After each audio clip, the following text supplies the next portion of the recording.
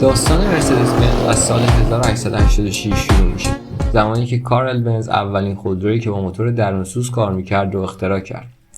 این اختراع تحولی بزرگ در صنعت خودرو رو ایجاد کرد و باعث شد بنز به عنوان بنیانگذار صنعت خودرو شناخته بشه. اما مرسدس بنز تنها به کارل بنز محدود نمیشه. گوتفرید دایملر و ویلیام میباخ هم در همون دوران روی موتورهای پیشرفته‌تر کار می‌کردند. در سال 1926 این دو برند بزرگ خودروسازی با هم ادغام شدند و مرسدس بنز به دنیا معرفی شد. اسم مرسدس از نام دختر یکی از سرمایه‌گذاران شرکت دایملر به نام مرسدس یولینک گرفته شده بود.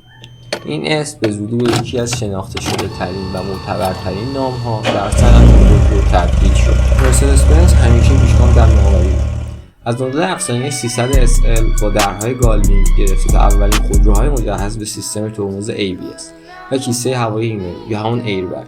این برند نه تنها در طراحی و تکنولوژی پیشتاز بود، بلکه در دنیای لوکس‌سازی خودرو هم همیشه جلوتر از رقبا حرکت می‌کرد.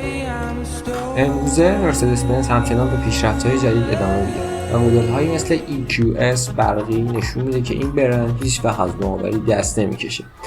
از کلاس S تا سری AMG، مرسدس بنز همچنان یکی از قدرتمندترین نام‌ها در دنیای خودروست.